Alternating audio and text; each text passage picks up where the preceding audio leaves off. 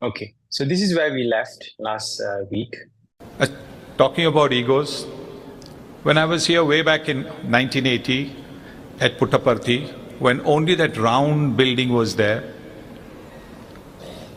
I was told that Swami wanted me to go to the school, and I was ready. Suddenly I see a car come and Swami is in the car, and I'm saying to myself, oh, Swami himself has come to take me. But again, it was just a little ego feeling at that stage. I was the captain of the Indian cricket team, and with the greatest of respect to all the dignitaries here and those who are maybe watching this, the greatest of respect to them. The captain of the Indian cricket team, captaincy of the Indian cricket team is often referred to as the second most important job in the country after the Prime Minister's job. I'm not saying it, a lot of media refers to it that way. A lot of people refer to it as that way because of how cricket is followed in the country. So I had that ego about me. So I sat in the car, and within seconds that ego was shattered. There I am going towards the school, and there are devotees who are standing by the roadside, standing there in the ashram. Not one person is looking at me. Everybody is doing pranam to Swami. Not one person.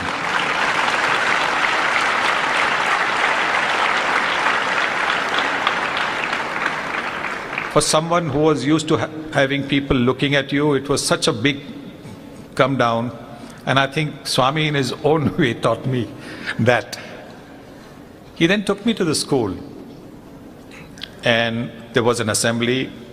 The principal introduced me. Swami was sitting. I was sitting with him.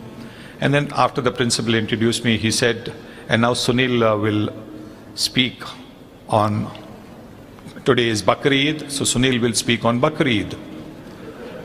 And I'm saying to myself, I am a Hindu.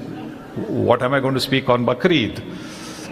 So I look at Swami, and Swami has that smile on his face. And with that smile on his face, Swami said,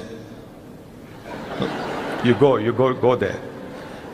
And I went there, and I don't know, 7, 8, 10 minutes that I spoke, and I still do not have a single recall of what I actually spoke that day. It was when I came back, Swami looked at me and said, so what? But it was Swami who had spoken through me. Swami was the one who had done all the talking. And you know what? All these years I was saying to myself, no, I think I'm imagining it. I don't think I did it.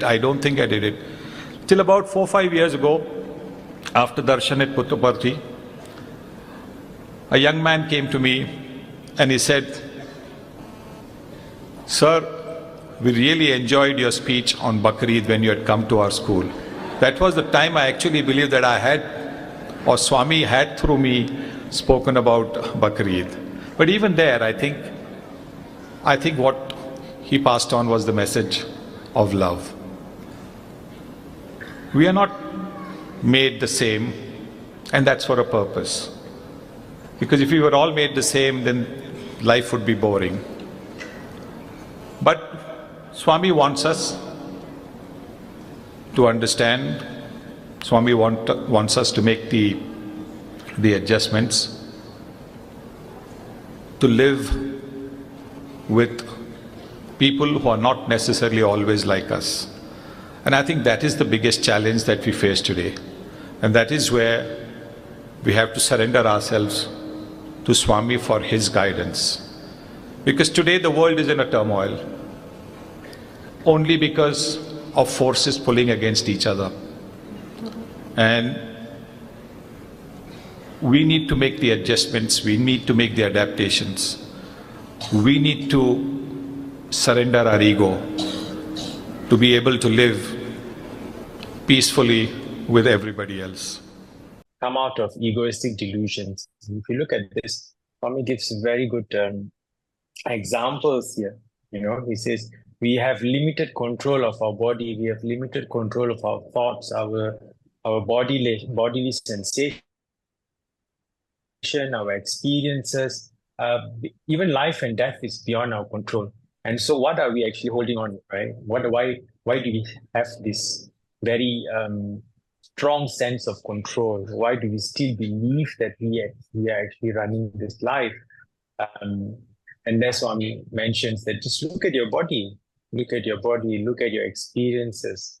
Look at just observe everything as it is, and then the illusion will no longer bother you anymore, and everything will appear like a drama, and you will be enjoying the play of the Maya itself. Okay, so next slide, Brother Vijay. So question 1 says, every effort of man to seek oneness is born from ignorance. What does this imply? I'll repeat question 1. Every effort of man to seek oneness is born from ignorance. What does this imply? Okay. So, brother, can you go back to the answer slide? So do we have Sister Rajeshwari here? Maybe we can get her to share her insights. Sister. Actually, we came from nothing and we are going to nothing.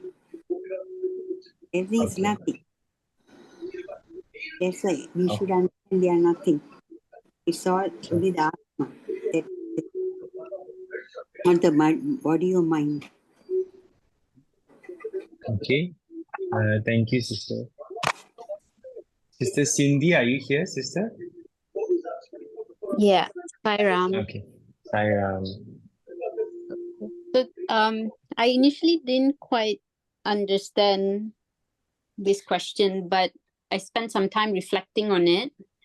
So what comes to mind is perhaps wanting to achieve oneness is born of desire of our mind, when we should maybe in fact try to completely eliminate our mind in this journey. So any form of desire that strengthens the mind is counterintuitive. So that was what came to mind. Sairam. Okay. Next, Sister Geeta, are you here, sister? Okay, let's just move on. Sister Sharmini? Yes, Sairam, brother, I'm here. Okay, sister. What is your take on this question? My take on this is basically we are constantly chasing external pursuits, and we are basically ignorant about our Atmic principle within us. So we are always trying to fill a void, and we are seeking completeness basically. And we are looking outwards to seek that completeness instead of realizing that it's all within us. So that's what I understood from the question actually. Okay, fantastic, sister. So what you're saying essentially is we are already complete. There's no need for us to look outside Yes. to find that missing part of the illusion, or the illusion that we tend to think that we are caught in. Okay, fantastic. Yes, brother. Yes, thank you. Yes. Sister Komal, are you here? Okay, we'll move to Sister Shanta. Sister Shanta, what is your understanding of the question? If you look at this question, you might need to read it again in order for one to understand what does this imply. Every effort of man to seek oneness is born from ignorance. What does this imply? Every effort of man to seek oneness is born from ignorance. What does this imply? So it can, like just as Sister Rajeshwari mentioned, and Sister Cindy as well, if you read this question just in one glance, it may seem as if it may give a different picture, but the more you appraise this question, you start to understand the depths of this question itself, which practically is is probably the reason why we are all here today, right? It's because we were ignorant in the past, and that is why we have, to a certain extent, realized that this form of ignorance has only brought us away from this oneness, away from this Atmic realization. And because of that, it has, to a certain extent, intensified our suffering and maybe depleted our well-being itself. So in that sense, because we have started to spiritually awaken, then the root cause of this is because of our ignorance, right? And then subsequently we start to realizations happen at a very staggered pace. And as we become more and more realized, we start to move inwards. And the more we move inwards, the more we realize that our ignorance itself is layered, right? The more we move inwards and we start to realize that, this was not a desire. This was not even a desire which I thought was troubling me maybe a few years ago, but this desire had been there all the while and has been affecting your life. So the more, and all of this is due to, number one is, of course, the ignorance at the initial stage, and subsequently the effort that we put in, and most importantly itself, the presence of Bhagavan. Because Swami is here and his presence is very much felt, and he makes sure that he's always there with us to guide us. And despite our multiple attempts at moving back towards the ignorance, he somehow finds his way to pull us out of it. So it all starts from the ignorance itself. So that is what the group collectively tried to express. Okay. So Brother Billy, can we go to the next slide? Anyone has any insights? Anyone like to share something? Okay. Sairam Sapitan. Sairam, Brother James. Actually, there is one very important point. You see, every effort of man to seek oneness, every effort of man to seek oneness, this is only in the beginning. Actually, to seek oneness, it is natural, effortless. So you seek, yes, you put in effort, everything. But in the end, it's actually effortless only can reach there. Not effort, it's effortless. But we cannot be effortless unless we start with effort. You see the catch there? It's very like, it's like a paradox, you know. You seek, yet you don't seek, you know. You know what I mean? That powerful is the message, you know. To reach that level, it must be effortless, natural and effortless. So we have to spiritually evolve to that level. Sairam. Brother James, thank you so much for sharing that insight. Anyone else would like to share? Okay. Sairam, brother. Yeah, Sairam, brother. Sairam, sister. Yeah, I believe that we should be self-resilient as well, because that gives you a consciousness of oneself to know what you can challenge within your ignorance quadrant. So I believe by challenging and being resilient in your life, that builds up your spirituality in yourself. To what extent you can extend your seva, you can do whatever you want in your life within your limitation into Swami's blessings. And I believe that this is something that everybody can obviously acquires and expires in their life. Sairam. Sairam, sister Sairam. So it's also called Icha Shakti. So like what sister mentioned earlier, we need to build our resilience. And if you look at the society nowadays, especially the Gen Zs and the younger generation, their mental resilience or the emotional resilience, it's depleting significantly because of the social media that they have collectively, voluntarily expose their mind to.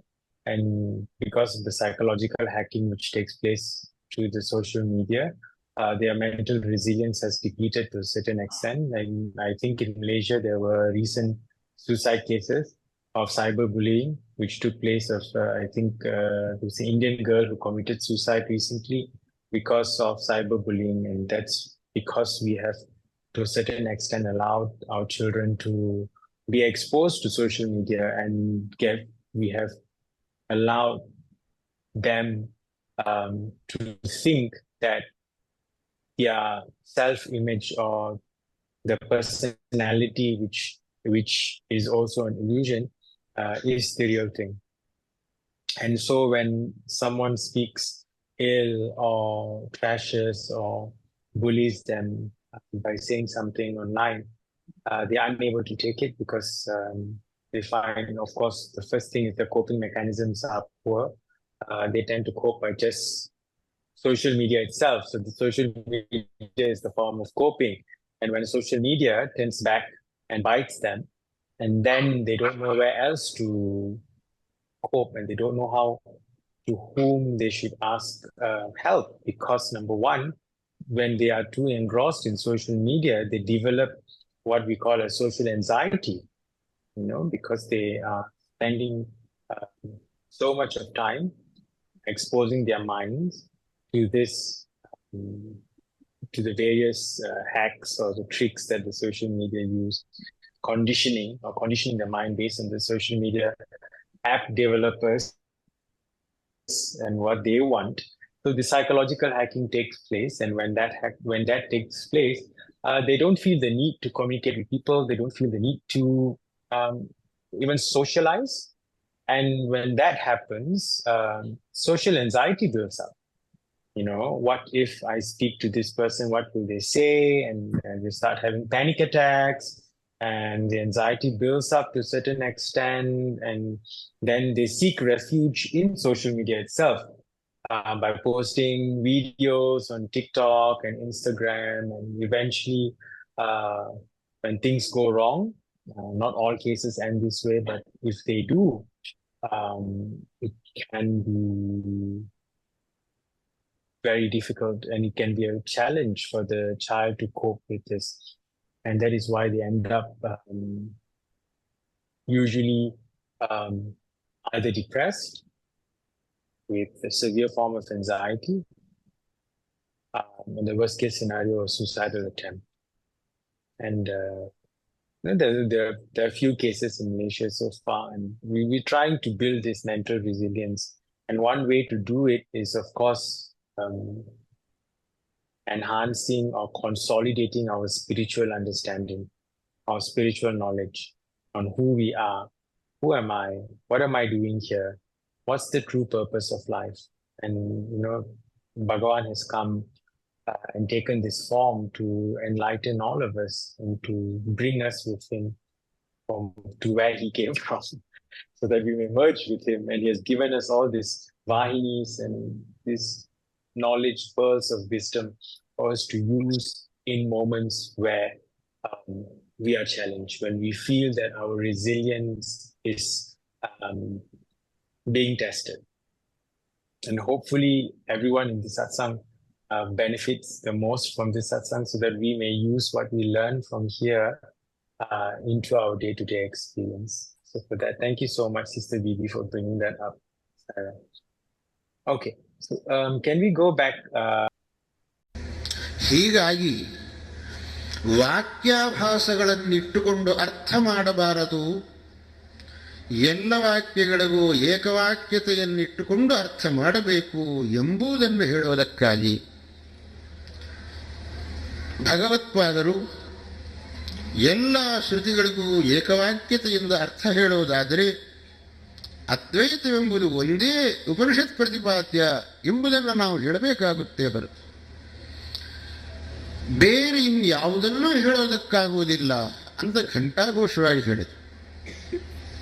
ಆದರೆ ಅದ್ವೈತವೇ ಶ್ರುತಿ ಪ್ರತಿಪಾದ್ಯವಾದರೆ ಅಲ್ಲಿ ಅನೇಕ ವಿಧವಾದಂತಹ ಆಕ್ಷೇಪಣೆಗಳು ಬರುತ್ತಲ್ಲ ಅಂತಂದರೆ ಆ ಆಕ್ಷೇಪಣೆಗಳು ಎಲ್ಲವುದಕ್ಕೂ ಭಗವತ್ಪಾದರು ಪರಿಹಾರ ಹೇಳಿದರು.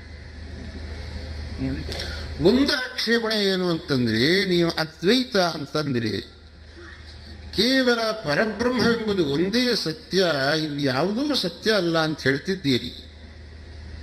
ಹಾಗಾದರೆ ಈ ಲೋಕದಲ್ಲಿ ನಡೀತಕ್ಕಂತಹ ಇಷ್ಟೊಂದು ವ್ಯವಹಾರ ಇದೆಯಲ್ಲ, ಇದರ ಗತಿ ಏನು? ಈಗ ನೀವು ಗುರುಗಳು, ನಾವು ಶಿಷ್ಯರು, ನೀವು ನಮಗೆ ಉಪದೇಶ ಮಾಡ್ತಿದ್ದೀರಿ, ಇದು ಸತ್ಯವೋ ಸುಳ್ಳೋ ಅದು ಹೇಳಿ. ಮತ್ತೆ ಬ್ರಹ್ಮಭಿನ್ನ ಅದು ಎಲ್ಲವೂ ಮಿಥ್ಯಾ ಅಂತ ಹೇಳ್ತೀರಿ. ಆಗ ನೀವು ಹೇಳ್ತಿರೋದು ನಾವು ಕೇಳ್ತಿರೋದು ಎರಡೂ ಮಿಥ್ಯೆಯೇ? ಇಷ್ಟೊಂದು ಲೋಕ ವ್ಯವಹಾರ ನಡೀತಿರೋದು ಎಲ್ಲವೂ ಮಿಥ್ಯೆಯೇ? ಹಾಗಾದ್ರೆ ಇದಕ್ಕೆ ನೀವು ಉತ್ತರ ಹೇಳಬೇಕು. ಅದಕ್ಕೆ ಭಗವತ್ಪಾದರು ಹೇಳಿದರು, ಪ್ರಾಗ್ ಬ್ರಹ್ಮಾತ್ಮ ವಿಜ್ಞಾನಾತ್ ಸರ್ವವ್ಯವಹಾರಾಣಮೇವ ಪ್ರಾಗ್ ಬ್ರಹ್ಮಾತ್ಮ ವಿಜ್ಞಾನಾತ್ ಸತ್ಯತ್ವೋಪಪತ್ತೇ. ನೋಡಿ, ಈ ಸತ್ಯ ಸತ್ಯ ಅಂತನ್ನುವುದು ಮೂರು ತರಹ ಇದೆ. ಒಂದು ತ್ರಿಕಾಲಾವಾದ್ಯವಾದ ಸತ್ಯ, ಅದನ್ನು ಪರಮಾರ್ಥ ಸತ್ಯ ಅಂತ ಹೇಳುತ್ತೇವೆ. ಒಂದು ಬ್ರಹ್ಮಜ್ಞಾನ ಬರೋವರೆಗೂ ಸತ್ಯ, ಅದನ್ನು ವ್ಯಾವಹಾರಿಕ ಸತ್ಯ ಅಂತ ಹೇಳ್ತೇವೆ. ಒಂದು ಕೇವಲ ನೋಡುವಾಗ ಮಾತ್ರ ಇದ್ದಂತೆ ಕಾಣುತ್ತದೆ, ಅದನ್ನು ಪ್ರಾತಿಭಾಸಿಕ ಸತ್ಯ ಅಂತ ಹೇಳುತ್ತೇವೆ. ಹೀಗೆ ಸತ್ಯ ಅಂತನ್ನುವುದು ಮೂರು ತರಹ ಇದೆ. ಈ ಜಗತ್ತಿಗೆ ನಾವು ವ್ಯಾವಹಾರಿಕ ಸತ್ಯ ಅಂತ ಹೇಳ್ತೇವೆ. ಬ್ರಹ್ಮಜ್ಞಾನ ಬರೋವರೆಗೂ ಇದೆಲ್ಲವೂ ಸತ್ಯವಯ್ಯ. ಬ್ರಹ್ಮಜ್ಞಾನ ಬಂದ ಮೇಲೆ ಇರತಕ್ಕಂಥದ್ದು ಬ್ರಹ್ಮ ಒಂದೇಯ, ಇನ್ಯಾವುದಕ್ಕೂ ಅಸ್ತಿತ್ವ ಇರುವುದಿಲ್ಲ.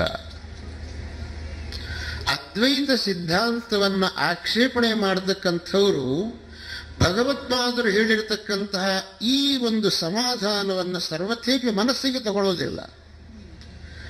ಇದನ್ನ ಮನಸ್ಸಿಗೆ ತಗೊಳ್ಳದೆ ಅದ್ವೈತ ಸಿದ್ಧಾಂತವನ್ನು ಆಕ್ಷೇಪಣೆ ಮಾಡ್ತಾರೆ.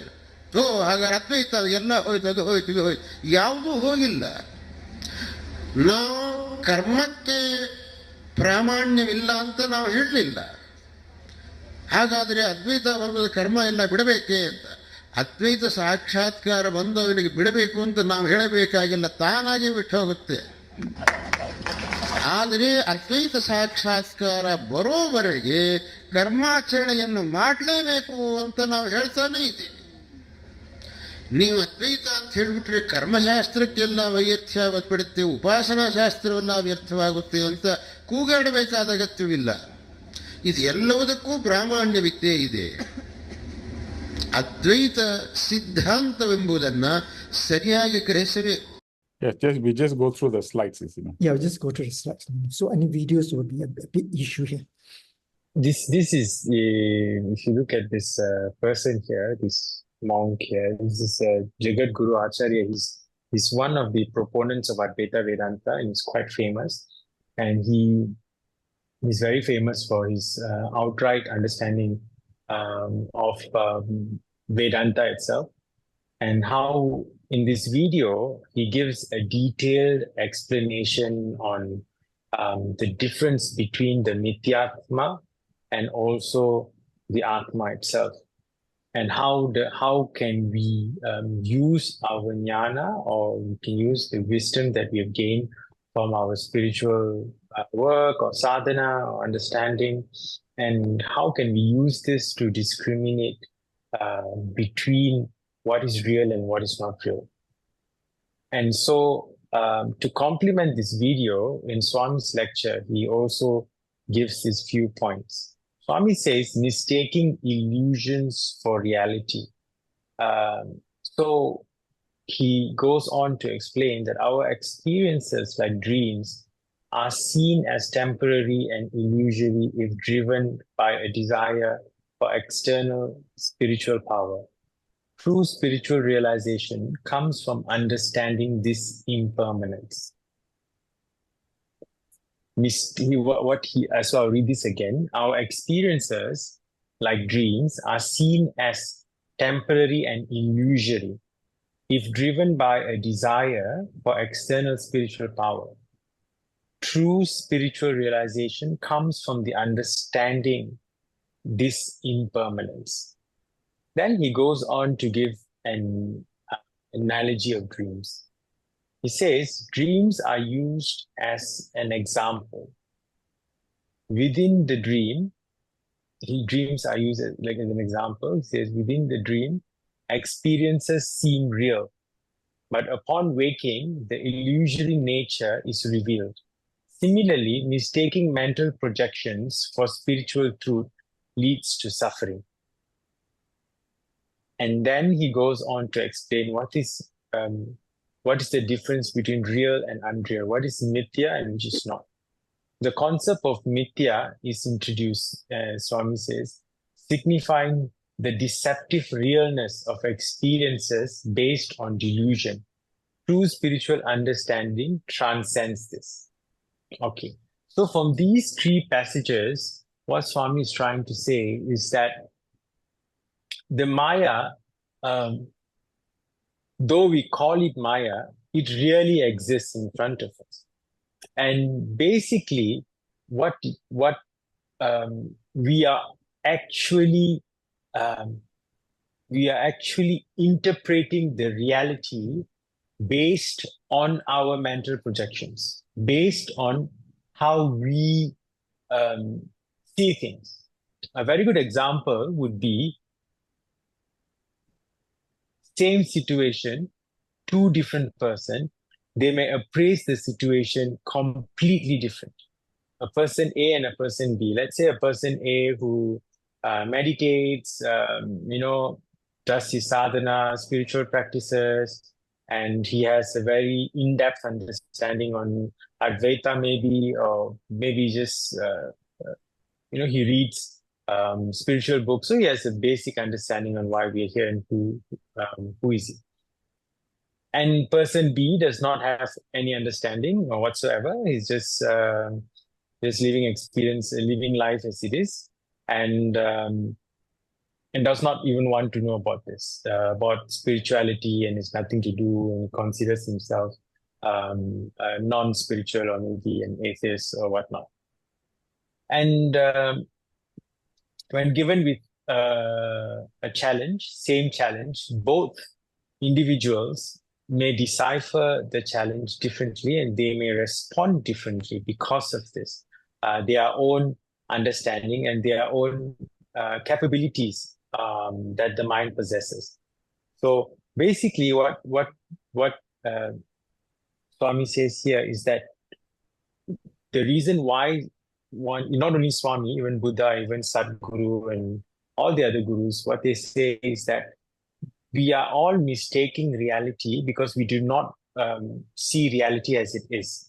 That is only because of the innate projections of our own mind itself. If let's say you are a person, this is something that you can notice amongst your colleagues. Usually you'll have one or two colleagues at office or neighbors or family members who they are very, very, very, how do I say, their character is, it's easier for you to dislike them than to like them, for various reasons. They may not like you, they may be very picky, they may be complaining about everything, they may gossip, they may be very angry towards people, they might shout at you, use curse words at work. So there are people like this. And the reason why they do that is because internally, this is how they feel as well. So what they do is that they project how they feel internally, externally, to people around them. Unconsciously or consciously, they may be choosing to do this. Some of them do it because it's a defense mechanism. It keeps them afloat by doing this because they are afraid, like narcissists. Naturally, they are just afraid that people might discover their vulnerability. So they portray this self, but deep down, they really hate themselves internally. So that is why you see narcissistic people, they go around scolding everyone and bossing people around, but ultimately they're very, very, very vulnerable within themselves. So the projection of our own mental state is what causes our suffering. And Lord Buddha has said this himself. And how can we, and because of that, because of this projection, our impression of the current reality is distorted. And that is why in meditation, when you do the neti-neti technique, you deny every single impression that you have accumulated for the multifarious births that you've taken on this planet in different places. So you deny all of these mental impressions one by one. I'm not this, not this, not this, not this, not this, not this, not this, until the gap becomes so bad and so wide, and you keep on going deeper within your psyche, and finally you sit in a place of silence and deep relaxation and bliss. And because of that, and when you start to deny these mental impressions or the illusions which causes this false projection onto the world, you start to realize that that everything is just a happening. Everything is just happening the way it is supposed to happen. And the more you come into that realization as being the witness, the lesser you tend to be affected by whatever happens around you. And so the concept of the delusion itself is completely eliminated because you perceive reality as it is. And the first step is for you to disidentify with your thoughts and disidentify with your beliefs, of the belief that you already have in your conditioned mind. And ultimately, Swami says right at the end, true spiritual understanding transcends this here, meaning the deceptive realness of experience based on delusion. Delusion of what? What's the biggest delusion that we all have? And we're still trying to get out of is I'm the body, I'm the mind. And all our thoughts are basically based on these two major delusions that we still hold to a certain extent. Okay. So anyone has any insights before we can move to the next slide? Anyone has any question?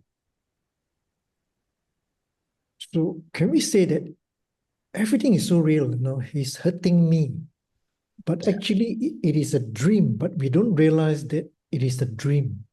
Yeah. So yes, correct.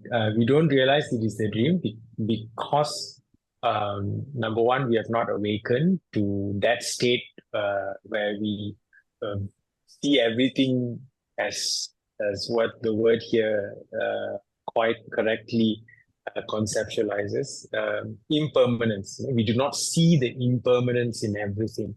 And that's because partially we are reacting to everything. We are in the constant state of reacting.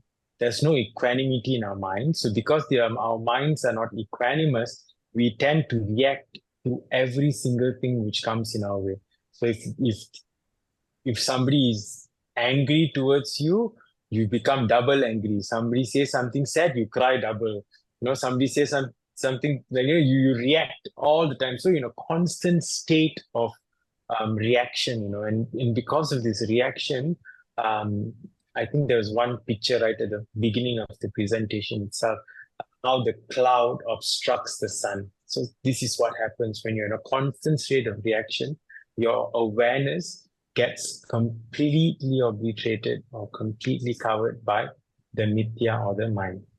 But the more you tend to detach yourself from the mind and the body, and the more you tend to disidentify and disbelieve your thoughts through meditation or through your spiritual practices, what happens is that even though the thoughts will, continue, not entirely, it will take time for the mental chatter to start to reduce, but eventually the mental chatter will start to reduce because you are not giving it any attention.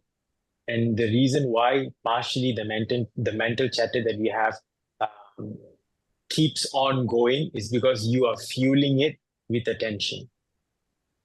That's the main reason why the mental chatter goes on, because we are fueling it with attention. And the way how to stop the mental chatter for once and for all is, of course, to bring awareness to it, to really spend time observing it and really paying 100% attention to the mental chatter and you go away. Or number two is by not paying attention to it at all. Like you completely ignore it and you bring your attention to your present moment awareness, your present moment experiences. Like when you're sitting down, how are you seated down? When you move, you do it slowly as you wash the dishes, as you clean your house, you sweep the floor, you read a book, you use your computer, you drive the car, you go to the toilet. Every single action that the body and the mind performs, you be a witness to it. And when that happens, eventually the mental chatter will lose momentum. And of course, you'll be there somewhere in the background, but it won't bother you so much because you know it's just mental chatter. Okay. So yes, Brother Billy, the answer to your question is yes. And the wonderful way how to do it is it works extremely well for me, and I think it should work for everyone who practice Atma Vichara or who practice who am I? And this is not a 1 day, 2 day practice. It has to be consistent all the time. And when you practice Atma Vichara, when this kind of when you're faced with challenges which directly bites the ego or directly hits the ego, you just need to ask the question, to whom does this suffering appear to? And if your inquiry is really very deep, you will immediately know that the one who's affected is not you. The one who's affected is the ego, and the ego does not exist. So it all boils down to your own personal practice. How deep is your Atma Vichara? And the more deep you get into Atma Vichara, the more you're able to refute or you're able to, Sairam Sabitan. Sairam, Sigita, yes. This means that Mithya and Maya are one and the same. Maya is basically explaining the illusion itself, or maybe a word to describe the illusion. Maya, as in the entire world is just like our dream state.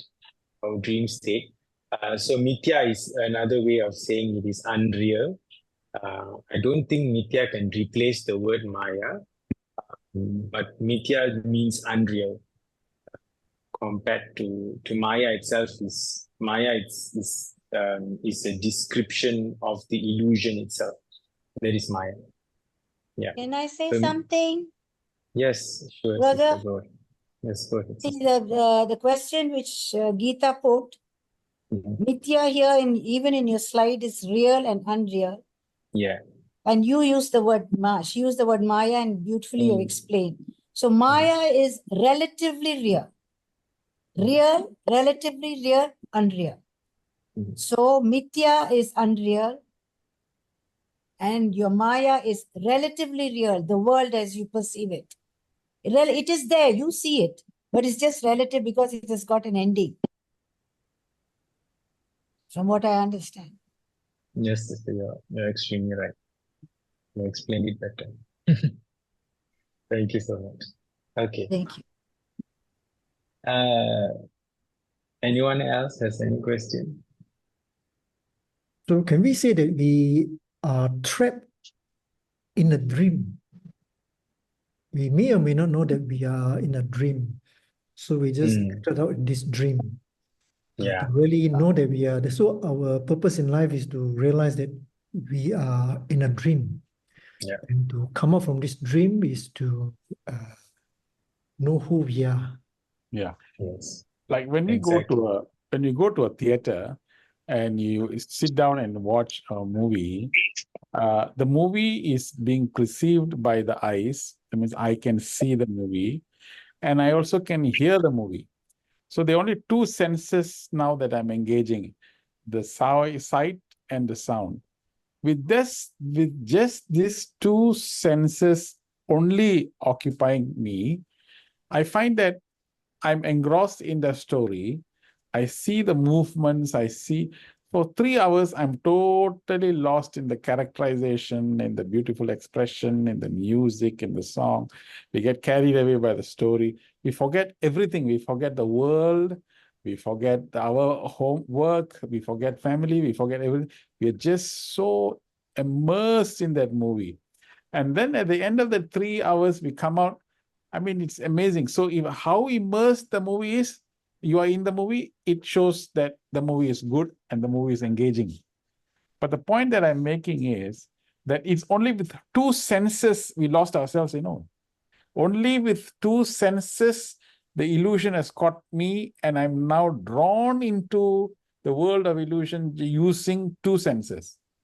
Now you see how God created the illusion, the real world outside, is not just with two senses. Is with the sight, with the taste, with all the five senses are occupied. So the world comes into me through the five senses. With two senses itself, I have lost myself. What more of five? That is why we are completely immersed in illusion. And we think this is real, we think this is real. So the idea of becoming aware that this whole world is an illusion itself is grace, it's grace of God. Because only with the grace can we actually understand even the subject of illusion and reality. Which is why when in fact in Kenya, I mentioned that the Swami himself said, even illusion is my intrinsic nature. Maya is also my intrinsic nature, Baba said. So therefore, in order for us to transcend the illusion and get to the reality, we also need his grace. So there's no, as what Billy said, we are actually, that's why Baba said life is a dream, realize it. And the whole purpose is to wake up and realize that, my God, this is what's happening. So it is interesting to note that at the point of death, where everything becomes no more interesting and enchanting, and we are slowly withdrawing from the various senses, realization comes in. Everything is moving off. The work is moving off. The family life is moving away. You are just by yourself. In that state in which nothing really matters, some new realization is coming in. But it is at that point the body is too weak for us to wake up and to realize that. So the greatest, that's why Swami said, two things we must never forget: death and God, death and God. So we need not really, in fact, if you want, you talk about dream and waking up, you can actually take it, extrapolate this to life and death. So if you can experience and wanting to experience the stage of death, that's why Baba said, those who are not contemplating upon death can never become a jnani. Baba said that. In Jnana Vahini is written. So what does it mean? It means that unless we come to experience, want to experiment and experience that state in which nothing really matters, then only the reality will come drawing on us.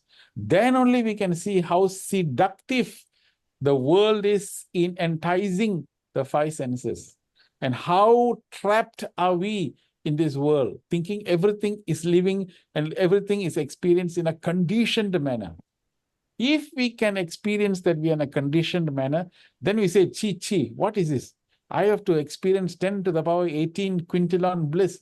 What am I just being satisfied with miserable, menial, mundane levels of happiness? Why am I not aspiring for something higher? Which is why the teachers didn't say devotees of Malaysia, devotees of Zone 4, brothers and sisters, ladies and gentlemen. He just gave a direct hit to us and said, Atma Sarupalara, meaning we are supposed to experience the highest. So this is what the aspiration of a devotee seriously must mean. Then we can, once we get to that Atmic state, then we need not search for oneness, because why? We are already experiencing the oneness. That's what the meaning of the first line, if you look at, what does it imply? It means that the moment you are searching for oneness, it must come from ignorance. Because if you are already in experiencing reality, you're already experiencing oneness, then you don't need to search for oneness. So the real call of this literature is really to understand there is a dimension waiting for us to explore, which is the Atmic state. And we must now struggle not to just transform ourselves, but really transcend the physical, mental, intellectual plane of experiences and experience that oneness. And in order to experience that Atma, we need to know what the qualities of the Atma. By understanding the qualities of the Atma and living the qualities of the Atma, we slowly imbibe those qualities and express this in the worldly life. So this is what this whole mechanism. Otherwise, you see, if you take it at the face value of this, without knowing the implications and the significance of what it is being meant, you'll find that we get lost in the philosophy of it. But the real reason is not a philosophy; it's a real recipe for life. And what they are telling is, the teachers are saying is, our birthright is to experience the highest stage of bliss. So once we are going for that stage, you find nothing really matters. If we are just doing the work, functionally, yes, we are doing the work, we have to achieve this, but there is a higher quest for us to go. This higher quest for us to achieve and to experience, that gives us the impetus to do the sadhana and to do the continuous spiritual practice. That's what this whole thing is. That's why every time after the prayer, Asatoma, from unreal, lead me to the real. From the darkness, there's continuous prayer, but we do it. But the real meaning of this is to move into this dimension. What is that real? What is that? And today's Asato will be Asatoma Satgamaya will be today's Asatoma Satgamaya. But the today's Sat will be tomorrow Asato, because it's relative, as what sister said. Everything is relative. So today I understood something, but tomorrow what I have understood becomes relative also. So our continuous search for that highest thing is what spirituality is driving us towards. So this is where I think the process of meditation is important, because why we are in the process of meditation, we still the mind. So we are actually withdrawing the consciousness from our five senses. Yeah. So in meditation, the eyes do not see, the ears do not hear, you don't taste anything, you don't even feel the body. Yeah. So once you withdraw the life forces from five senses, then you can hear the chattering of the mind. Yeah. And beyond the chattering of the mind is that I. Yeah. That's why Sabitan's silent retreats and Brother James's meditation, all that, continuous exposure to these sessions, go deeper and deeper. And then first we are not talking anymore. Okay, that's one level. We are not talking. Then the next level is even when we are silent, we have to have an inner silence where we don't listen to our mind's chattering also stops. You see. So we are going deeper and deeper levels of silence, experiencing that. And then suddenly there's not even a desire to speak. So there's no more desire to speak, the mind becomes. So then we experience that state, you see. So this is, I think these sessions, the silent retreats must go on with greater intensity. Maybe all of us at some point, if Sabitan invites us, maybe we all can join. Invitation is always there. There's no invitation, it's only Swami calling. There'll be one in the next one will be in September. I think the first week of September, first or second week of September. Yeah. The date's out. Yeah. So for those who are interested, you can by all means please join us. It's a 2 nights, 3 days retreat in a forest villa. Don't worry, you have comfortable place to stay, vegetarian food, and of course you'll have to sign a pledge form stating that you will not speak throughout the silence period, and then we will slowly guide you on how you can maybe quieten your chatter and focus on enhancing your inner silence. Thank you so much, Suresh. Thank you so much. Sabitan, okay. Sorry. Sabitan, this believing Mithya, this is Swami's lines, right? Swami, I remember believing Mithya, you're giving up Satya is taken from Swami's text, right? Yes, it's taken directly from his speech. That's why I saw title. Yeah. Okay, sister. Sairam, truth is permanent. Satya is permanent. It is not impermanent. It's permanent. And once you know that Satya is permanent, you won't worry about the other things which comes and goes in our life. Yeah. Only truth is permanent. So that is Yeah. Atma. Atma means Satya, Dharma, Prema, Shanti, Ahimsa is there in the Atma. So that is only the permanent thing in life. So nothing matters. So when you come up to that state, nothing will disturb you, upset you. But life, it will just go on. You just accept whatever comes and just stick to that truth. And nothing can go wrong. Saira. Sarah. Thank you, sister. Brother Billy, can you move to the next slide? So now we're moving into conscience is a part of consciousness itself.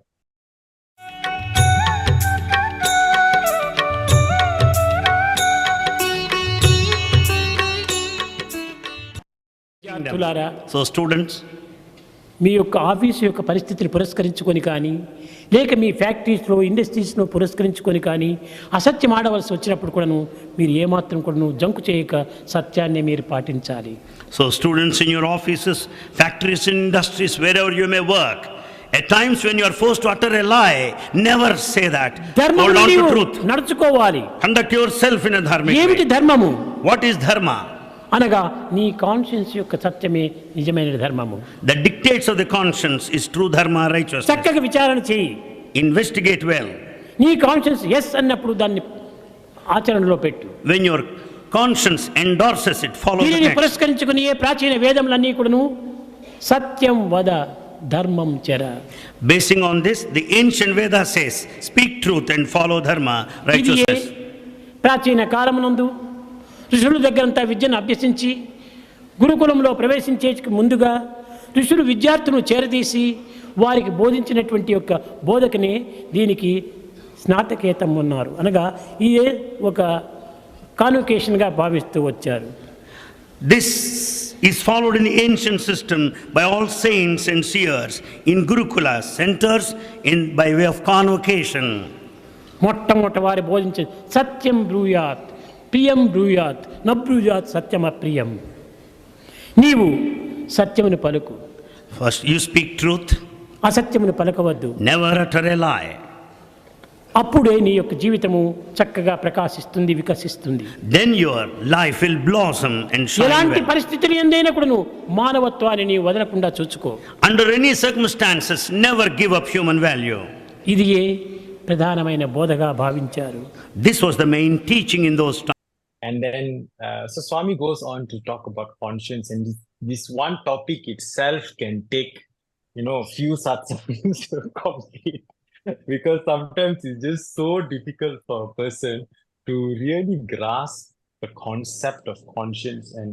And Swami really goes down, and if you see his speeches when he addresses the students, he always tells them, follow your conscience. If your conscience says, okay, you can go here. So he always uses the conscience as the compass, to guide humanity. And for someone who is not self-aware, a person who is living in the mind, they may not be able to connect to their conscience. And that's where they get lost in life, and they go on because they forget their true nature. And then there's this one Buddhist drawing. If I had my PC, I could have shared this. This cute little monk who comes to the earth, and then he enjoys the sensory pleasures, and then he forgets who he is, his true nature, and then he gets reborn again as another person. So this cycle keeps on going on and on and on and on, because we essentially forget who we truly are. And even in the Shirdi Satcharitra, it is Shirdi Sai himself has spoke about the story of if I'm not mistaken, it's a frog and a snake, and how the enmity between the both, throughout multiple lifetimes, multiple births on this planet, and how they actually move forward, because they have essentially forgotten. And sometimes our soul can actually transgress itself from being human back to animal, and because we have forgotten our true nature. So similarly, using the conscious as a part, as a compass to navigate our life is very important. And so Swami goes on to first explain the levels of consciousness. And he says there are 3 levels. First, the level of the senses. This is basic level. Next, he goes on to say the conscience or the mind, the internal witness, judging right and wrong. So, which is practically what the intellect also helps to do. And then finally, consciousness or Atmic level, pure awareness, the essence of self. And then once you're able to distinguish between these states, then we move on to Dvaita Advaita, which is oneness on duality Dvaita. So it means, then Swami goes on to explain, like specialists in a hospital focusing on different parts, we experience the world and ourselves in separate categories. However, just as the body is one, the Atma is the underlying oneness in everyone. And then he goes on to explain the importance of self-realization. He says, recognizing the Atma as your true self transcends attachment and leads to transformation. While experiencing oneness can be difficult, striving for realization is essential. So basically the first level is we need to understand where do we stand now in terms of our experience. Are we still at the senses level? Have we recognized our conscience? And have you experienced the pure awareness or your true self before? And then if so, what is duality and non-duality? There's nothing wrong about duality itself, but there's actually nothing wrong about duality itself. There can actually be this period there and you can end that sentence there itself. But Advaita gives us a different perspective to understanding, which means that beyond the duality, there's also a fabric which connects that duality, and you are that fabric itself. And when you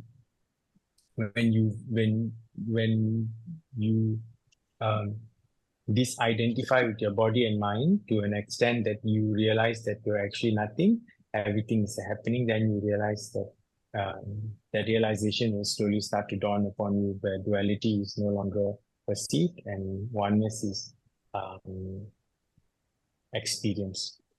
Okay, and I think the importance of self-realization is something we have all been speaking of, not only in this satsang, but in many satsangs in the past as well. So I think we have to really go down to our conscience and really connect to our conscience at a very deep level. And during our meditation or during our prayer, and especially through challenges in life, our conscience will be tested. And when it's tested, then we need to follow the Dharmic path and move on moving forward. Okay, we move on. Maybe we'll just cover the slides first, and then later on, if anyone has questions, we have time, then we can go through the questions, if that's okay with everyone. Why life is sacred? Why life should be revered? Why is it precious? The non-theistic mode is this. What is this non-theistic mode? You see, when we are studying Hinduism, when we are doing section 1, right at the start, we introduce the idea that you can relate to spirituality, to the idea of God and religion, by thinking of a God as a super person, like a father, mother, Vishnu, Shiva, mother goddess, like it in any form you like, lots of different forms. But you can also relate to spirituality without a great super personality. You say, how can that be? You see, Hinduism started off in that mode, then this God came afterwards. Hindus were trying to make sense of this world. What is this all about? And they said, wow, underneath this world that we see, at a deeper level, there's something very grand and great that holds everything together, that appears in all these different forms. And that great and grand thing we defined as Brahman. Brahman means vast. So now instead of thinking of God like a person, we say God is a principle, not a person, but a principle. a thing that is underpinning, uniting everything, at the heart of everything, at the depth of everything, lies this thing called Brahman. And this Brahman manifests or appears in all this form as living thing as well as non-living thing. It is Brahman alone that appears, manifests in the world. And appears is a very tricky word.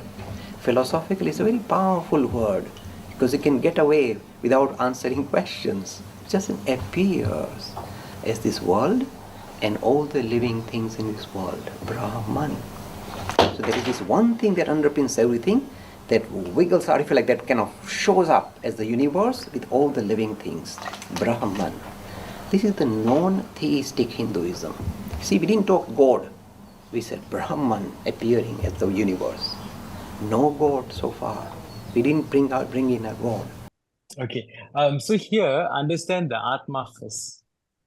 So Brahman, Brahman, Atma the same. Of course, Brahman, Atma is not the same, right? Brahma is the form of creation itself. So you have Brahma, Vishnu, and Shiva. So Brahma is the creator, Vishnu is the preserver, Shiva is the destroyer, and these are all the sattva aspect of the Brahman itself. So even Brahman has a sattvic aspect, rajasic aspect, and tamasic aspect. So these qualities. So the sattvic aspect of Brahman is where we see all the deities, the forms that they take, Sundara Swarupa, all this thing. So then ultimately you have the tamasic aspect and also the rajasic aspect of Brahman. So Brahma and Brahman should not be confused. So now we're moving to Brahman. Brahman means Allah or something like that, right? So then now we want to understand what is Atma first. Okay. So Atma, Swami, this is also taken from his speech. Swami says, understand the Atma first. And then he starts to give this points on how we can understand the Atma better. So then the first point he says, Atma as a charioteer. Okay. So he says the analogy of a chariot is used here in this passage. So the Atma is the true master beyond the body, senses, mind, and intellect. Understanding the Atma is the ultimate goal. So how do we understand the Atma? First, we have to do action with detachment. So he goes on to say that fulfilling one's duty or karma without attachment to ego or ahankara is seen as a spiritual practice, yoga. This leads to the joy of experiencing Atmic bliss. Then he goes on to explain what is the root cause of the problems that we experience in the world. This is the lack of understanding of the Atma's oneness is seen as the root cause of division, conflict, and violence. And then he gives a solution. Solution is cultivating love, which is necessary to experience this oneness. And then he goes on finally to say that Atma between states. So the location of Atma is described as the consciousness between waking, sleeping state, and a subtle state accessible only to yogis. So this state transcends the active rajas and also the inactive tamas qualities. So basically what we're trying to say here is that the more we are attached to our actions, the more we are moving away from the Atmic realization, especially when we perform Karma Yoga. And the more we identify ourselves with our thoughts, the more we are actually moving away from this Atmic realization. So what we need to do is we need to detach ourselves, though we can perform action with detachment, as Swami correctly mentions here. Okay, and then the Atmic, in the fourth point here, what we are trying to understand here is that the witness consciousness, the state, the I am presence, which transcends the waking, sleep, and the dreaming state. So the I am. Okay, next further. we'll try to go through the questions first and then we'll open to go. Okay, the next question is, how can we know when a sadhana is our expression of being the Atma rather than a sadhana is merely satisfying the mind? Okay, so now let's maybe pick a few sisters to answer. Can we have maybe Sister Rajeshwari? So sister, how do you know when your sadhana is from your Atmic level or it is from the mind level? Yeah, when you listen to your conscious, yeah, then you know that you listen to your conscious, and that helps. Then you'll understand why you have to listen to the conscious. Which is mind, we may make a lot of mistakes when you listen to our sense and all. But conscious will always tell the correct thing. Okay. Yeah. Fantastic, sister. It helps a lot. Gives you more peace, happiness, everything. Saira. Okay, can we have Sister Cindy? Sairam, brother. Sister. So for me, it would be to check my intent. If it's is it because of true yearning, or it's just to satisfy my ego because I want to check some of the check boxes in my list. Yeah. Thank you. Okay, thank you, Sister Cindy. Sister Geeta, are you here? Saram, brother, yes, I'm here. Yes, sister. Yeah, to me, I feel that if there's any mental agitations or fluctuations, then I think I'm going off track. That means it's got to do with attachments and desires and all those things. So if there's vrittis, as they call it, if there's these things, then I know I'm off track. The sadhana is not on track. But if I'm basically calm and peaceful, I feel a sense of tranquility, then I'm probably moving towards the right track, which is closer to the self or Brahman, as you were talking about just now. Fantastic, sister. Thank you. Thank you, brother. Thank you so much, sister. Okay. I guess Sister Komal or Sister Shanta, anyone of you around? So maybe I can sum up. Basically, what the sisters have mentioned is that you need to, number one, connect your conscience itself. And once you connect your conscience, you will know whether your actions are actually justified or not, if it's the right action or not. And number two, you can also observe the state of your mind. You can also observe the state of your experience itself. If your experience is prolonging your suffering, or if your experience is actually eliminating your suffering. So from that, you will roughly be able to know whether you're on the right track or not. And of course, observing the mind and also the body, and checking with the intent from time to time, and also monitoring your expectations. If you are doing this to achieve something, then it's more ego-driven. But if you, like what Brother James mentioned, ultimately, to realize oneness, it has to be effortless. And the moment there's effort, you lose that state of oneness because you are striving to be something which you are not. So the more you let go, the more you surrender, the more easier for you to get to a state of oneness. Okay, next will be. It's a wonderful video by Alan Watts. I wish I could play this, but it's okay, never mind. Being very general and rough, we have two kinds of consciousness. One I will call the spotlight, and the other the floodlight. The spotlight is what we call conscious attention. And that is trained into us from childhood as the most valuable form of consciousness. When the teacher in class says, "Pay attention," everybody stares and looks fast at the teacher like that. That's spotlight consciousness. Fixing your mind on one thing at a time. Concentrate. And even though you may not be able to have a very long attention span, nevertheless you concentrate. You use your spotlight, one thing after another, one thing after another, flip, flip, flip, flip, flip, flip, flip, flip, like that. But we also have another kind of consciousness, which I'll call the floodlight. For example, you can drive your car for several miles with a friend sitting next to you, and your spotlight consciousness will be completely absorbed in talking to your friend. Nevertheless, your floodlight consciousness will manage the driving of the car, will notice all the stoplights, the other idiots on the road, and so on, and you'll get there safely, without even thinking about it. But our culture has taught us to specialize in spotlight consciousness and to identify ourselves with that form of consciousness alone.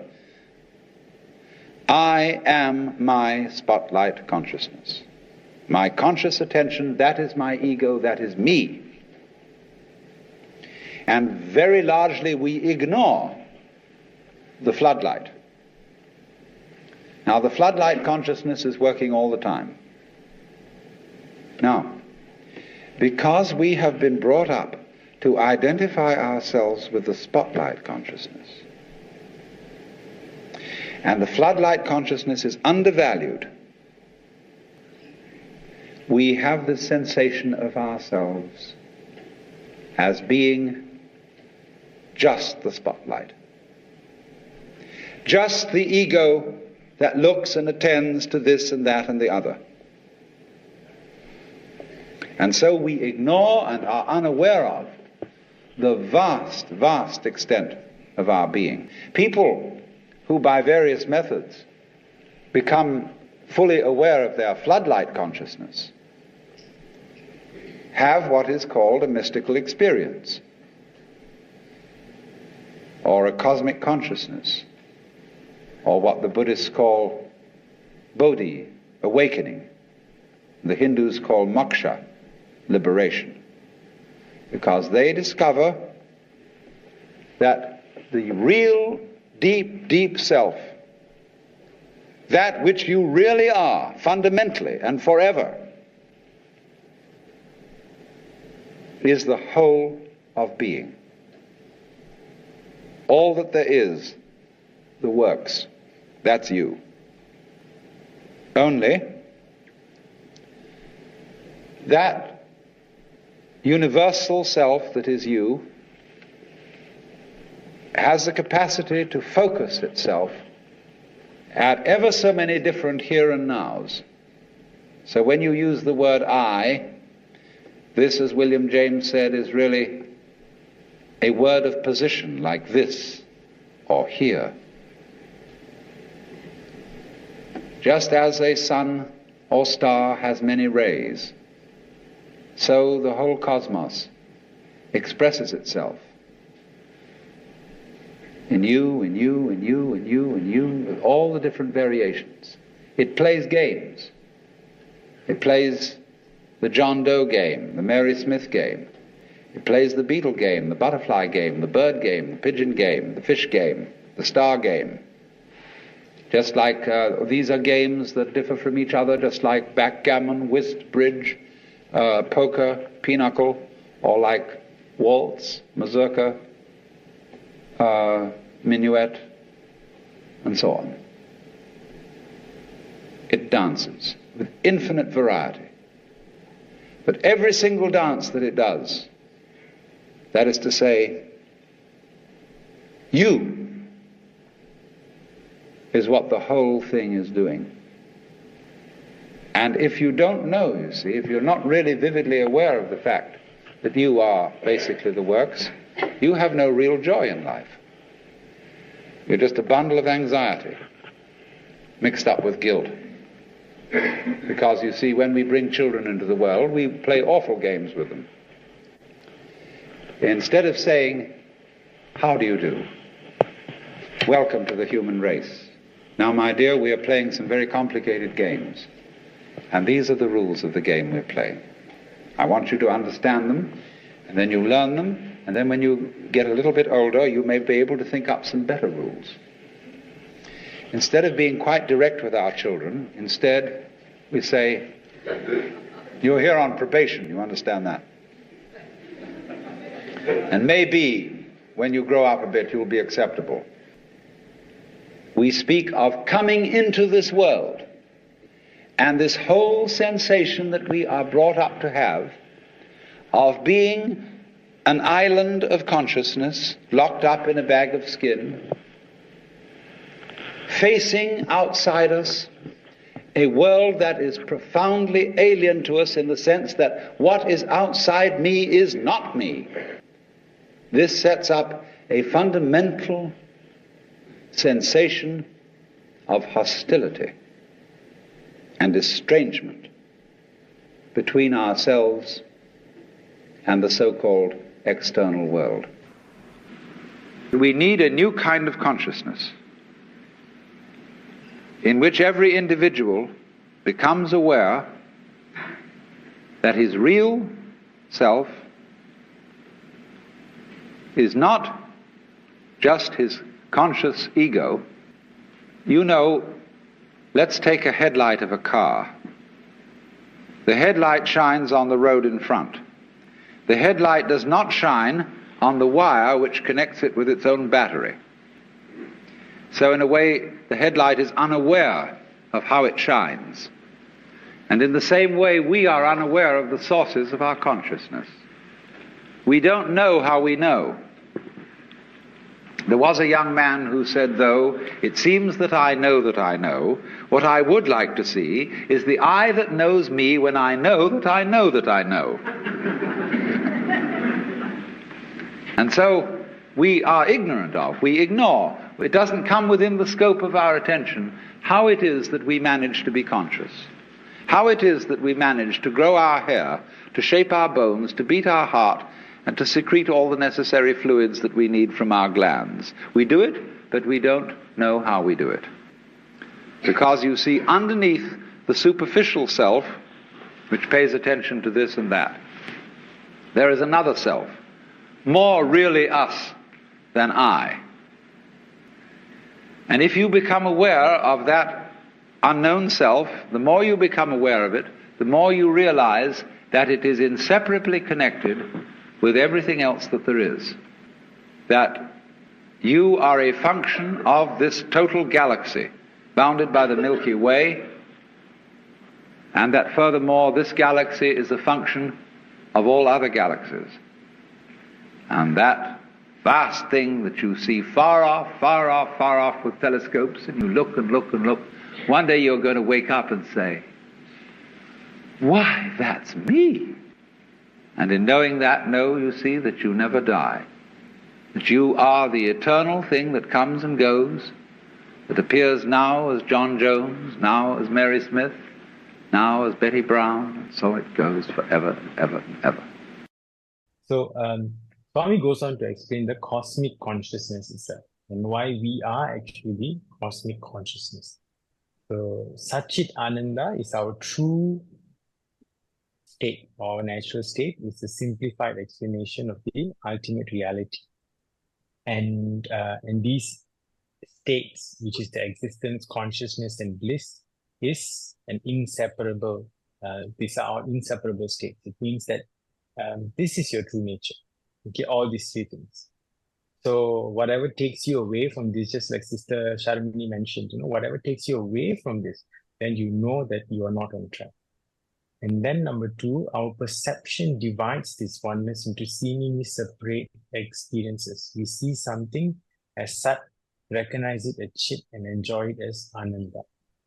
And then finally, the true nature of self, Atma, is formless consciousness. It appears to take form based on our perception, takes form based on our perception, but its essence is unchanging, like air taking the shape of whatever container it fills.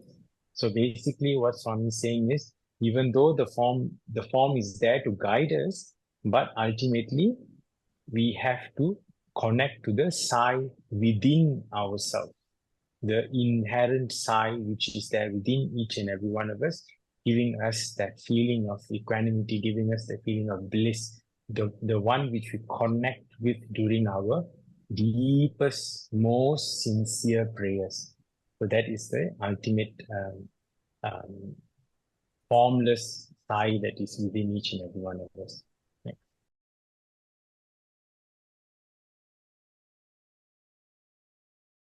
It so happened, while talking of languages, one more very interesting thing happened which you must know. Whenever Swami would grant an interview, he had granted a lot of interviews to the students. Whenever he would like us to learn a lesson, or he would like us to understand some very important aspect of our lives, he would take that opportunity to grant an interview. So one day he took us for an interview, and what would be Swami's normal way of starting an interview? If it's a group which is Telugu speaking group, Swami would go first, make sure that the ladies go in first, then the gents follow. Then Swami would ask them to make way so that he could go and sit on his chair in the corner, turn on the light, the fan, and then close the door. And then he would sit, and the first word would be Em Samacharam, in that sweet tone of his. What is the news? If it's an English group. If it's a Hindi group, Kya khabar hai? And then somebody would speak something, and picking up those words, Swami would go on with his discourse. And after discourse would be the cream on the cake, which would be Swami would call you for a personal interview. So we would know that this was Swami's way of conducting interview. So one day we had a great opportunity that there was a whole group of Americans which Swami called. And as we know, Americans all speak English.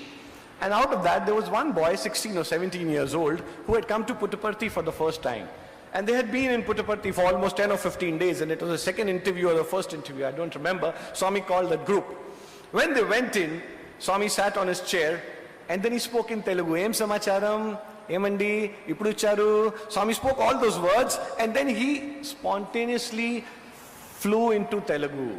He started giving a discourse into Telugu. For the next 5 minutes, we were looking at Bhagwan and looking at the Americans, and looking at Bhagwan and looking at Americans. The Americans were looking at me and looking at Bhagwan, that at least you tell that we are not understanding anything. Now how can you stop Bhagwan in between when he has set his mind to speak in Telugu?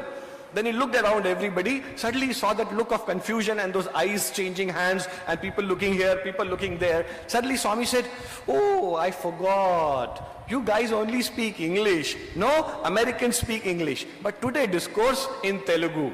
Who is going to translate?" So everyone looked at me, and I looked down because I did not know a word in Telugu then. Everyone looked at me thinking I'm going to translate. No, it was not me. It was not supposed to be me.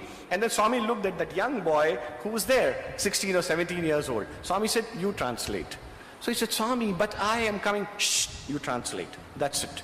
Swami was going in that superfluous Telugu of his, that poetical Telugu of his, and whatever Swami would speak, this boy would translate it into excellent English with that proper American accent. And all the people, they were, instead of enjoying the discourse, they were looking at Bhagwan, looking at the boy, looking at Bhagwan, and witnessing a miracle that a child who has come for the first time from America, how does he understand Telugu so well? So all of them thought that this is a big miracle which Swami is showing. So soon after the interview got over, that was a miracle which all of us saw. We all came out, and everybody started congratulating that boy. And they said, "My God, what lovely translation you did. I'm sure you must have called for that book, Learn Telugu in 30 days. And you must have learned that Telugu. And Swami knew that you could speak in Telugu. That's why Swami asked you to speak in Telugu. See, what lovely translation you did in Telugu. Very good, wonderful. God bless you." And all that. Everyone came and congratulated him that lovely you translated. And the guy was giving such a funny look on his face. Telugu? What Telugu? Then after that, when the last guy came to him and congratulated, he said, "Please excuse me. It was not Telugu. All this while I heard Swami speak in English. Only thing, the accent was Indian. I just copied every single word of what Swami spoke in English and spoke in an American accent. So it was so easy for me to do." So now imagine a group of 40 people sitting in a room. To that person whom Swami says, "You translate," he hears it in English. Rest everybody hears in Telugu. So can language ever be a barrier? Where the hearts meet, where Bhagwan comes, he is a true winner. He closes you, he draws you. And would wonder, why would Swami draw you so close? Why would Swami give you these experiences? Why would Swami let you go through this beautiful stage of interview and understand? Because Swami was sowing that seed of samskara into you. He was putting that seed. And what does Swami say about chamatkar? He says, when I put chamatkar, when I show a miracle, chamatkar, after seeing the chamatkar, you get drawn towards me. When you get drawn towards me, I sow a seed of paropkar into your heart. And when you get that paropkar, with that paropkar, seed of paropkar in your heart, you go to the society, you can go there and do sakshatkar. This is what? A whole stage which comes in, it is chamatkar, chamatkar se paropkar, paropkar se sakshatkar. This is how a whole ladder goes with Bhagwan, wherein he gives you that miracle. And that instills faith in you, and it makes you understand that how small you are and how Swami is really, really driving your force.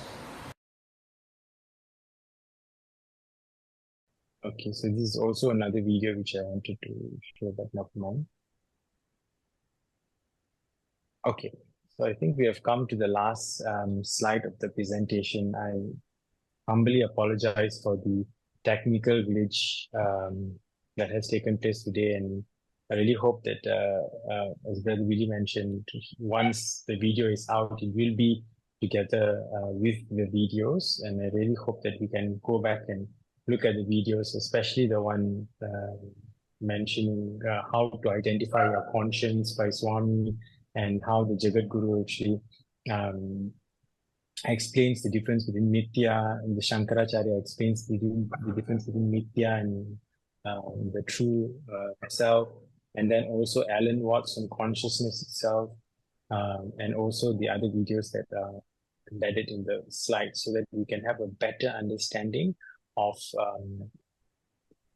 how to navigate through this, and how we can always constantly be in a state of Atmic realization from moment to moment experience. With that, I end our presentation today. Thank you so much. Jai Saran. Thank you, Sabitan, for a very, very exhaustive, nice, and beautiful explanation for those two questions that we were asked at the end of the study cycle. Is anybody want to make any comment? Anybody want to say something to Sabitan before he flies off? Next week. Anybody want to ask? Just to bring out a point, actually, sometimes our conscience, we don't know whether it's conscious or not conscious. For I give you a life example, like recently do the retreat in Fraser Hill. You know, there were so many obstacles, you know, and then you know whether to go forward or not to go forward, and then so many cancers, so many changes, you know. But then you also cannot straight away like cancel the whole thing, you know, or there are obstacles mean you give up, you know. But there will be surely a point that tell you that you have to go ahead and do. For that case was because the seven Singaporean booked the air ticket, cannot cancel, cannot postpone. That's the only thing that make you say, okay, no matter how difficult, you will get it done. You know, no matter how difficult, you get it done. So your conscience is not going to tell you anything. You just have to be aware of everything that is happening. And normally this type of sadhana is very difficult, right? Because it's selected. It's a selected type of devotees, and they come with a very big heart to really do the sadhana, you know. So it'll be a lot of obstacles. So we have to be careful, you know. We cannot take the easy way out. Right? Our conscience said, since like that, I don't give up, you know. You have to stick to your honor, your words, you know, and your conscience, you just do it, that's all. So, Thank you so much. So we've come to the end of the today's session, and next week we are having another presentation. Yeah, so till we meet again, thank you so much. Sai Ram.